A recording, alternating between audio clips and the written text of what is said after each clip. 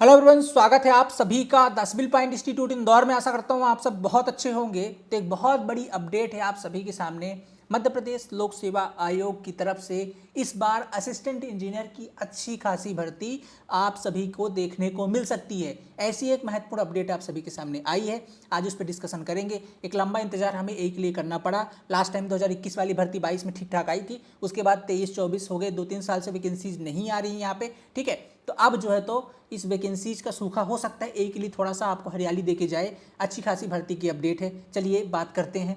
आज की न्यूज है ये 20 सितंबर। ठीक है, यहाँ पर देख सकते हैं आज की इंदौर दैनिक भास्कर की खबर है। इसके अंदर देखेंगे तो मध्य प्रदेश लोक सेवा आयोग दिसंबर में जारी करेगा 10 से ज़्यादा परीक्षाओं के नोटिफिकेशन। ठीक है, अब समझिए जितने भी पीएससी के नोटिफिकेशन होते हैं वो दिसंबर के लास्ट में जारी होते हैं। तो मोस्टली चांस है कि 29-30, ठीक है, 29, 30 और 31, ये 3 दिन ही मैक्सिमम चांस होते हैं इनके नोटिफिकेशन जारी होने की। इन्हीं 3 दिनों के अंदर आपके जो तो ए की भी नोटिफिकेशन आएंगे।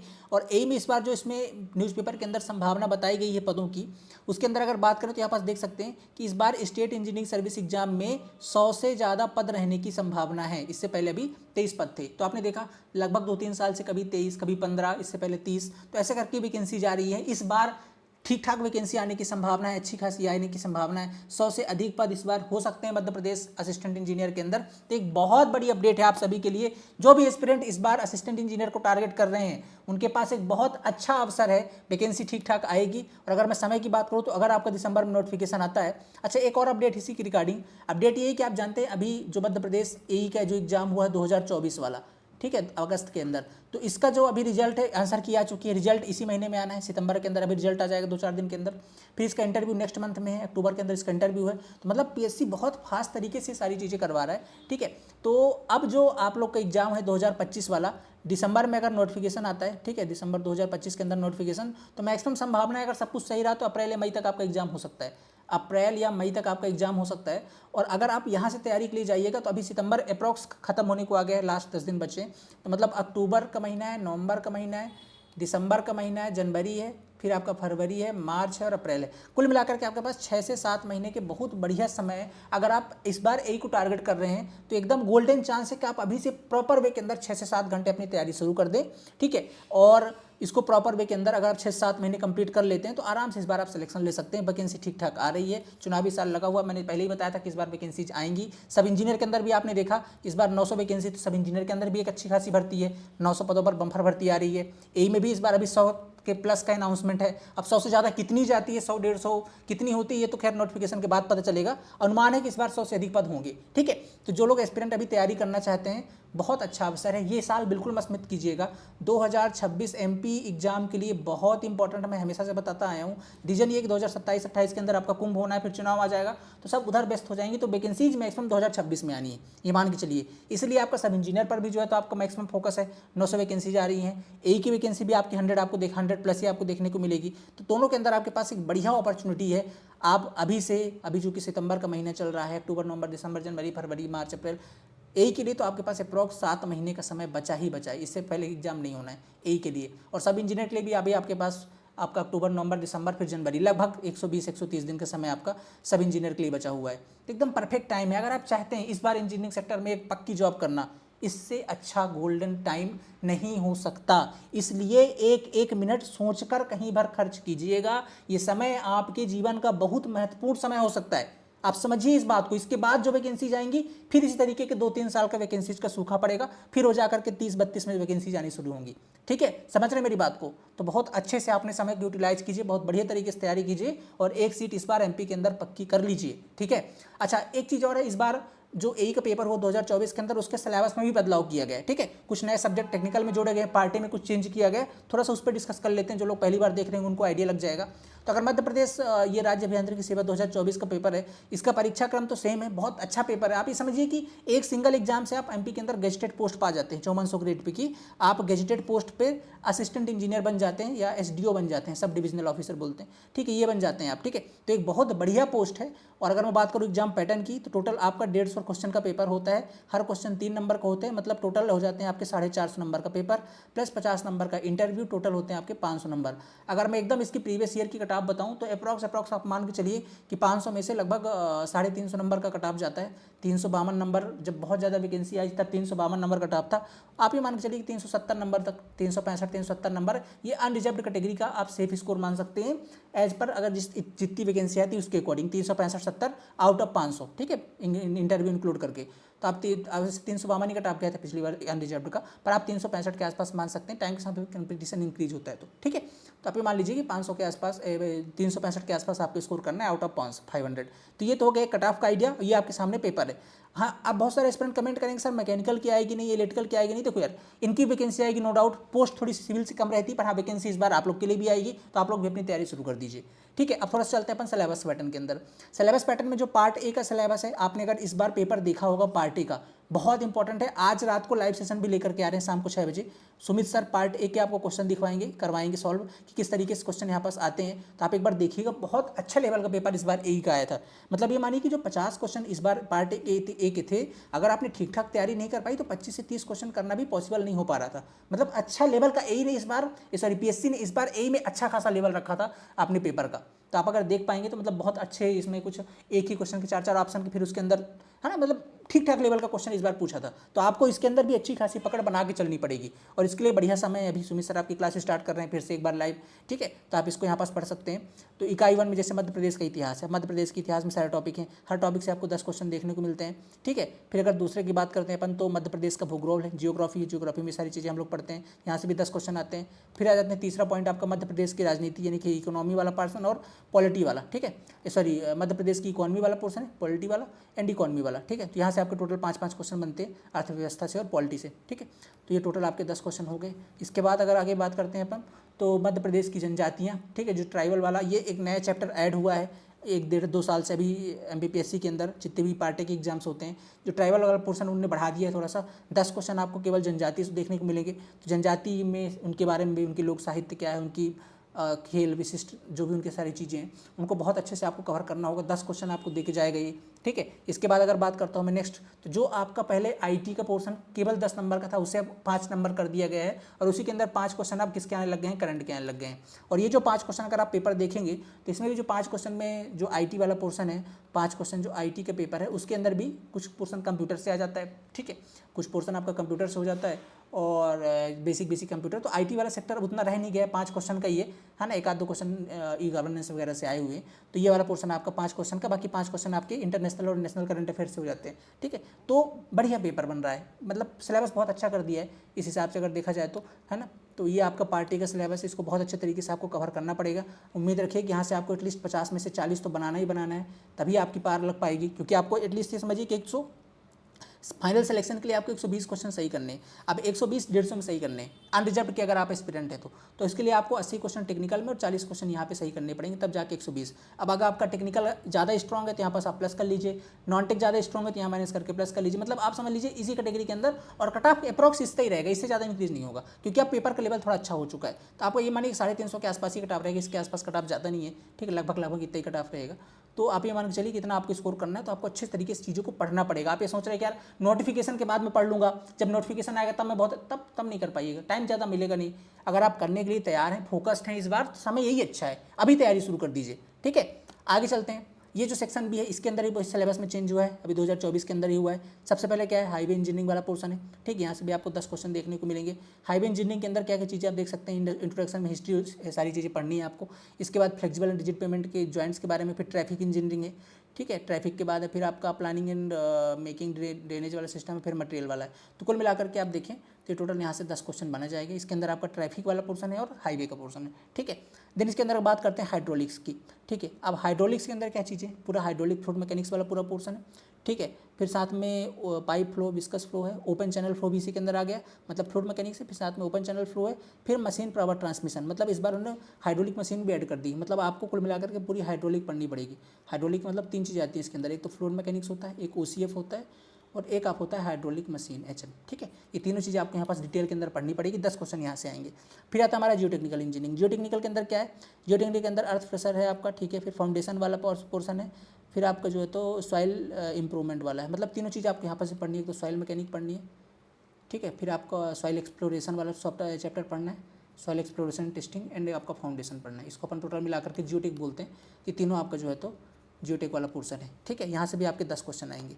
इसके बाद अगर बात करते हैं तो environmental and public health engineering, ठीक है, इन्वायरमेंटल एंड पब्लिक हेल्थ, ये पूरा इन्वायरमेंटल वाला पोर्शन है, ठीक है। अब इसके अंदर एक नई चीज़ जो ऐड हुई है, ये एक्ट वाली चीज़ें हैं। अगर आप देखेंगे एनसीएपी, और ये सेम चीज़ यही वाली जो चीज़ें हैं ये आपके मध्य प्रदेश प्रिंसिपल एग्जाम के अंदर भी ये चीज़ दे रखी थी। यहाँ पास उन्होंने पूछा था कि एनसीएपी का कब गठन हुआ, 2017-18 वाली, ये वाली क्वेश्चन एज इट इज आया था, ठीक है। तो चूंकि ये वाली चीज़ें आपको पढ़नी है, एक्ट वाली चीज़ें यहाँ पास ऐड हो गई है। बाकी एयर पॉल्यूशन तो पहले से भी था, वही treatment water, solid waste management and water quality parameters, ये सारी चीज़ें आपको इसके अंदर भी पढ़नी है। फिर आ जाते हैं अपना कंस्ट्रक्शन मैनेजमेंट के अंदर सीपीएम एंड पार्ट, ये आपका नया सब्जेक्ट, सॉरी ये नहीं, इसके अतिरिक्त, हाँ ये तो पहले से भी था।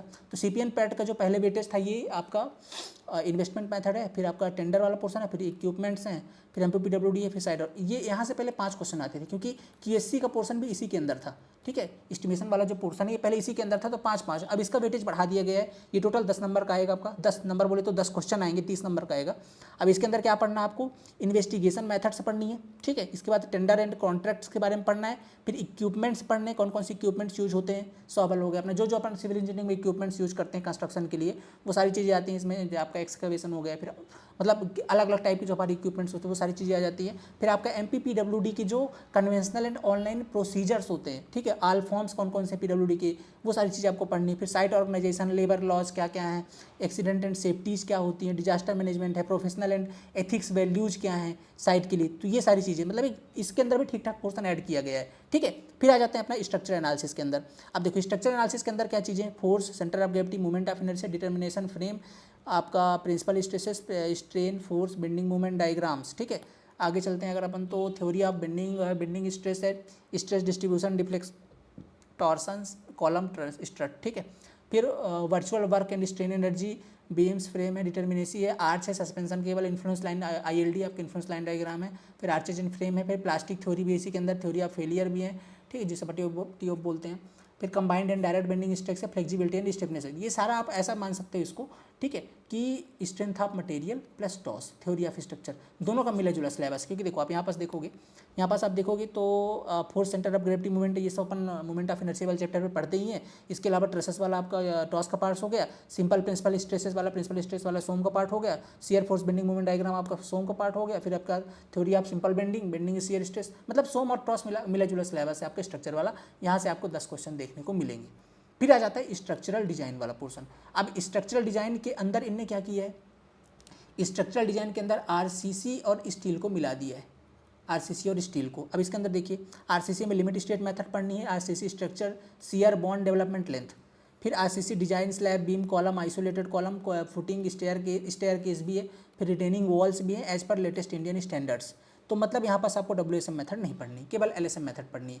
डब्ल्यूएसएम मेथड कट, डब्ल्यूएसएम मेथड पहले पूछता था, अब ये हट चुका है, ठीक है। इसके बाद आते हैं स्टील के अंदर। स्टील के अंदर भी आपको लिमिट स्टेट मेथड पढ़नी है, जिसमें टेंशन कंप्रेशन मेंबर के बारे में, बीम के बारे में, बीम, कॉलम, प्लेट गर्डर और ट्रस मेंबर के बारे में, ठीक है। फिर इसके बाद अगर बात करें तो steel design of structure connection, simple and eccentric beam, column इस कनेक्शन, एंड आपका प्लेट गर्डर है, ट्रस कनेक्शन है as per latest Indian standard. तो मतलब कुल मिलाकर अगर मैं इस 5 यूनिट को समराइज करूँ तो आपका 4 क्वेश्चन आएगा आरसीसी से, 4 क्वेश्चन आएगा आपका स्टील से, और 1 क्वेश्चन आएगा आपका प्री स्ट्रेस कंक्रीट, पीएससी, ठीक है, प्री स्ट्रेस डिजाइन है, ब्रिज एंड इंजीनियरिंग वाले पोर्शन से 1 क्वेश्चन आएगा। टोटल 5 क्वेश्चन आएगा। अब समझो ये 10 क्वेश्चन के लिए आपको पूरी की आरसीसी पढ़नी पड़ेगी, पूरी स्टील पढ़नी पड़ेगी, और पूरी पीएससी पड़ेगी, ठीक है, प्री स्ट्रेस कंक्रीट पूरा पढ़ना पड़ेगा, ये 10 क्वेश्चन के लिए, ठीक है, जो यूनिट 7 का है। अब आ जाते हैं यूनिट 8 में अपन, सर्वेइंग एंड एस्टिमेशन। ये जो सर्वे वाला पोर्शन है ये पहले किसी भी एग्जाम में नहीं पूछा जाता था, स्पेशली एमपी की बात करूं तो ये इस बार नया ऐड किया गया है। और जो एस्टिमेशन एंड कॉस्टिंग वाला पोर्शन था ये सर्वे के साथ जुड़ा गया है, जो पहले सीपीएम पार्ट के साथ रहा करता था, ठीक है। तो अगर आप सर्वे के साथ की बात करेंगे तो topographic survey, all instrument and accessories है, कन्वेंशनल है, एंड इलेक्ट्रॉनिक लीनियर मेजरमेंट है, एंगुलर मेजरमेंट है, टोटल स्टेशन है। फिर टेक्नोमेट्रिक लेवल में थियोडोलाइट है, टेकोमेट्री है, मैपिंग एंड साइंस है, कर्व्स हैं, ये सारी चीज़ें आ गई। फिर रिमोट सेंसिंग वाला टॉपिक भी इसके अंदर ऐड है, इंट्रोडक्शन एंड डेवलपमेंट है, एप्लीकेशन इन सिविल इंजीनियरिंग है, फिर जियोग्राफिक इंफॉर्मेशन सिस्टम जीआईएस जिसे बोलते हैं, ग्लोबल पोजिशनिंग सिस्टम जीपीएस भी है, सैटेलाइट मैपिंग है, ये सारी चीज़ें हो गई। तो मतलब कुल मिलाकर के 6 क्वेश्चन का वेटेज है सर्वे का। देखो आप यहाँ पे 3 यूनिट दिया है, 6 क्वेश्चन का वेटेज सर्वे का है। बाकी जो क्यूएससी वाला पोर्शन उसके 4 है। क्यूएससी के अंदर क्या पढ़ना है, प्रिंसिपल ऑफ एस्टिमेशन पढ़ना है, टाइप ऑफ मेथड एस्टिमेट पढ़ना है, फिर measurement and obstruct bill of quantities पढ़ना है, कॉस्ट एस्टिमेट, एमपी गवर्नमेंट के शेड्यूल्ड रेट जो होता है वो पढ़ना है, रेट एनालिसिस पढ़ना है, factor affecting cost, work and valuation पढ़ना है। तो मैंने पूरी QSC भी आ गई, आपकी 4 क्वेश्चन यहाँ से बनेंगे। ठीक है, अब चलते हैं, ये तो 8 यूनिट की बात होगी, चलते हैं 9वें यूनिट में। 9वें यूनिट के अंदर आपका इरीगेशन का टॉपिक, ठीक है, इरीगेशन या प्लस हाइड्रोलॉजी, क्योंकि वाटर रिसोर्स है WRD, तो यहाँ पास इरीगेशन प्लस हाइड्रोलॉजी दोनों आ जाएगी। ठीक है, अब यहाँ पर समझिए इरीगेशन के अंदर क्या चीज़ है, necessity, scope, benefit, effect, development, method, system, ground water and well irrigation, ये सारी चीज़ें हो गई। फिर सॉइल क्रॉप रिलेशनशिप होता है हमारा, ठीक है, ड्यूटी डेल्टा वाले चैप्टर आ गए अपना। फिर इवोपरेशन, फिर इसके बाद consumptive use, duty delta, quantity, आपका quantity of water, wetting, wilting coefficient and field capacity and efficiency, ये आपका दूसरा पॉइंट हो गया। तो मतलब कुल मिला के इरीगेशन से कितने क्वेश्चन, 4 क्वेश्चन। ठीक है, फिर आता है हाइड्रोलॉजी। हाइड्रोलॉजी में क्या करेंगे, precipitation and measurements, infiltration, run of, hydrograph, floods. फिर आता है canal structure, types, design, alignment, lining, ये भी अपने इरीगेशन के अंदर ही पढ़ते हैं जनरली। ठीक है, तो ये आपका theories, regulates, cross drainage works है, फॉल्स है, फिर इसके बाद आपका वाटर लॉगिंग एंड ड्रेनेज वाला प्रॉब्लम, फिर स्टोरेज एंड डाइवर्जन वर्क है, डैम, स्पिलवेज, ये सारी चीज़ कुल मिलाकर के 10 क्वेश्चन आपका हाइड्रोलॉजी और मिला जुला पोर्सन हाइड्रोलॉजी प्लस इरीगेशन का। फिर आते हैं कंस्ट्रक्शन मटेरियल एंड टेक्नोलॉजी। ठीक है, ये एक नया सब्जेक्ट ऐड हुआ है, ये पहले नहीं होता था, इसे अपन कंस्ट्रक्शन मटेरियल, इसे बिल्डिंग मटेरियल, अब चूंकि बिल्डिंग मटेरियल के अंदर सारी चीज़ यूज नहीं होती, इसमें कुछ नया लिख दिया इनने कंस्ट्रक्शन मटेरियल के नाम से। अब देखो मटेरियल में क्या है, all conventional and modern construction material test and IS codes, ये इतना लिख दिया। यहाँ से केवल 2 क्वेश्चन आने हैं, लेकिन ये 2 क्वेश्चन पूरी बिल्डिंग मटेरियल आपको पढ़नी पड़ेगी, क्योंकि ऑल कंस्ट्रक्शन में आपका सीमेंट, एग्रीगेट, आपका ब्रिक और जितने कंस्ट्रक्शन मटेरियल होते हैं उनके बारे में पढ़ना है, फिर उसके बारे में टेस्ट पढ़ने हैं उनके सारे, फिर IS कोड्स पढ़ने। फिर बात करता हूँ अगर कंक्रीट की, ठीक है, अब कंक्रीट, अब देखो केवल बिल्डिंग मटेरियल नहीं, बिल्डिंग मटेरियल तो 1-2 क्वेश्चन का आ गया, फिर आती है पूरी कंक्रीट टेक्नोलॉजी। समझो आप, यूनिट 2 के अंदर पूरी कंक्रीट टेक्नोलॉजी है। कंक्रीट टेक्नोलॉजी में क्या पढ़ना है, इंग्रेडिएंट पढ़ने, स्ट्रेंथ पढ़ना है, उनके टेस्ट पढ़ने, डिजाइन मिक्स, अच्छा डिजाइन मिक्स भी दे दिया इनने। अपन तो जनरली अगर सब इंजीनियर नहीं पढ़ते हैं वहाँ पास, अगर किसी भी JEE एग्जाम के लिए, तो डिजाइन मिक्स नहीं पढ़ते हैं अपन, यहाँ पास आपको डिजाइन मिक्स भी पढ़ना है। फिर आता है आपका रेडी मिक्स कंक्रीट, ठीक है, तो ये चीज़ें हो गई आपकी। फिर आता है आपका building component and elements, all machinery, plaster pointing, floor, roof, door, window, staircase. अब ये जो तीसरा पॉइंट है, ये आपका बिल्डिंग कंस्ट्रक्शन का टॉपिक है सारी। तो मतलब पहले टॉपिक के अंदर 2 क्वेश्चन बिल्डिंग मटेरियल से डाल दिए, तो फिर दूसरा जो पॉइंट है अपना कंक्रीट टेक्नोलॉजी से 2 क्वेश्चन डाल दिए, फिर तीसरा क्वेश्चन बिल्डिंग कंस्ट्रक्शन से 2 क्वेश्चन डाल दिए। फिर आता है अपना बिल्डिंग ड्राइंग वाला पोर्सन, प्लानिंग है, प्रिंसिपल बायलॉज है, नेशनल बिल्डिंग बायलॉज है, urban local bodies rules and regulation, ये वाला टॉपिक आ जाता है हमारा बिल्डिंग मटेरियल वाला, बिल्डिंग ड्राइंग वाला पोर्सन, ED जिसको बिल्डिंग ड्राइंग BD जिसे बोलते हैं। वहाँ से अपन प्रिंसिपल बायलॉज वगैरह पढ़ते हैं, नेशनल बिल्डिंग कोड NCF वहीं पे पढ़ते हैं अपन, NBC में ही पढ़ते हैं।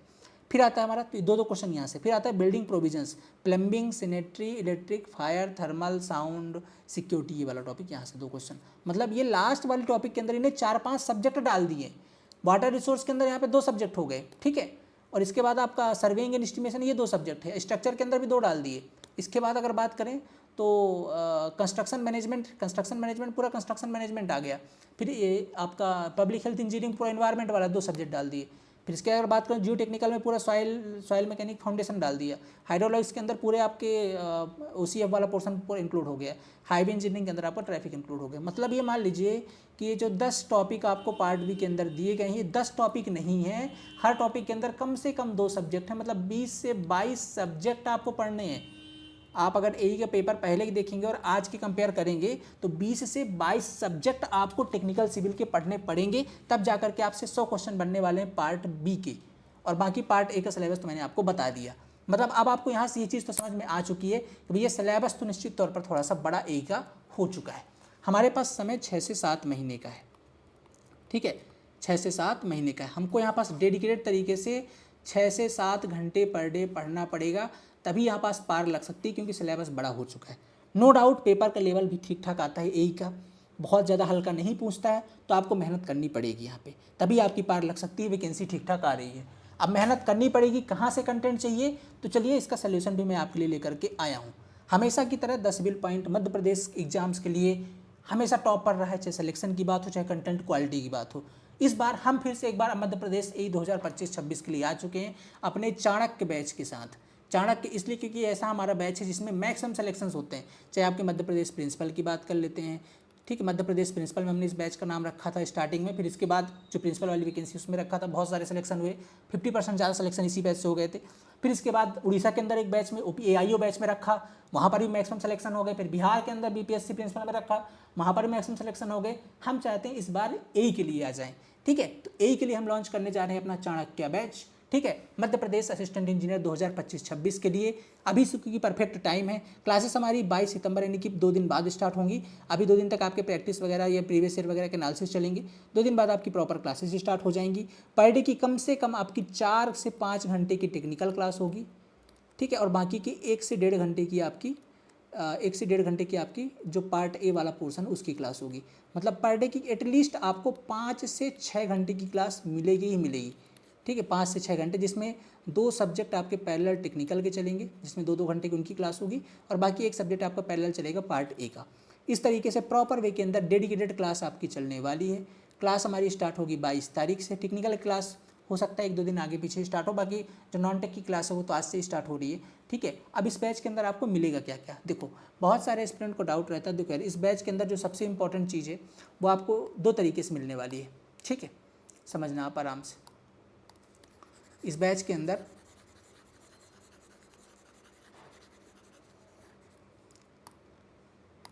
ठीक है, इस बैच के अंदर एक तो आपको सारे जितना भी पोर्शन है इसका एक सिंपल सा रिकॉर्डेड वीडियो मिल जाएगा।